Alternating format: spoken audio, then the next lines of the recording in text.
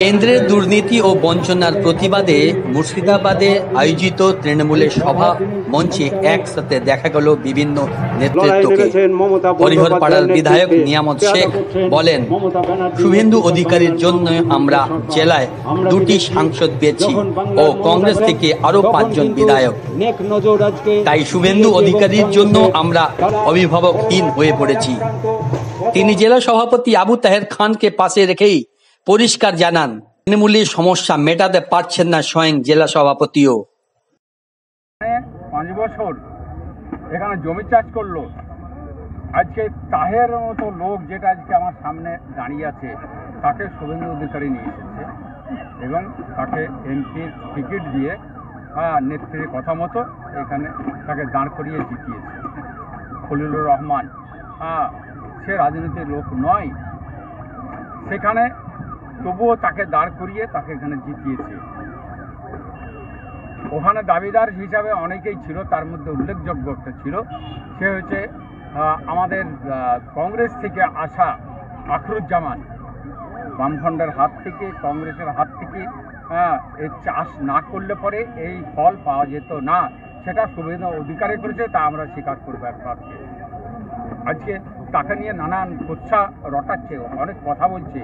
আমার মনে হয় রাজনীতি জায়গা থাকা ভালো, কিন্তু ব্যক্তিগতভাবে তাকে আক্রমণ করা আমি পছন্দ করি না। এটা আমি ঠিক বলতে পারবো না, মানে এটা কেন করছে, এটা ঠিক নয়। তো সংগঠন কিভাবে করতে হবে তা আমরা জানি, আমরা করে এসেছি। মমতা ব্যানার্জি কিভাবে সংগঠন করে আজকে ওই দল থেকে, কংগ্রেস দল থেকে বেরিয়ে এসে কিভাবে আজকে তৃণমূল গঠন করে আজকে সরকার গঠন করলে, কেন? তার পারিশ্রমিক, তার ত্রুটি ছিল না। এখন পর্যন্ত তার পরিশ্রম চলে যাচ্ছে। মাঝখান থেকে আজকে কি হলো আমরা জানি না। আজকে ডিভাইডেশন কেন তৈরি হলো আমি জানি না। এই ডিভাইডেশন তৈরি করাতে আমরা হতাশ। আমরা আগামী দিনে আমরা শক্তি পাচ্ছি না। মুর্শিদাবাদে আমি সত্যি কথাই বলছি, আমাদের কোনো বিপদ আপদ মুসিবত হলে পরে, কোনো সন্ত্রাসের শিকার হলে পরে, এখানে বিচারক হিসাবে আমরা কাউকে দেখতে পাচ্ছি না যে আমাদের সেই সমস্যাটাকে দূর করে দেবে, সমস্যাটা মিটিয়ে দেবে। এটা কিন্তু আমরা দেখতে পাচ্ছি না। আমাদের এমপি সাহেব বা আমাদের সভাপতি সাহেবের তার সামনেই বলছি, সমাধান হচ্ছে না, তিনিও সমাধান করতে পারছেন না। তেনার দুর্বলতা কোথায় আমি জানি না। 1968 সাল থেকে রাজনীতি করে আসা এই প্রবীণ বিধায়ক নিয়ামত শেখের দাবি, পিকে কে দিয়ে কোনো কাজ হবে না। পিকের জন্য দলের নেতা কর্মীরা বিভ্রান্ত। এখানে কোঅর্ডিনেটর করা আমি বিশেষ করে আমি পছন্দ করি না। যে সভাপতি যেটা ডানপন্থীদের হয়ে আসছে, সেই জেলা সভাপতি যেটা করবে সেইটাই আমি মনে করি সেইটাই ফাইনাল। কোঅর্ডিনেটর এখানে প্রয়োজন নেই, কোঅর্ডিনেটর দরকার নেই। এখানে পিকেরও প্রয়োজন নেই। পিকে কি করে?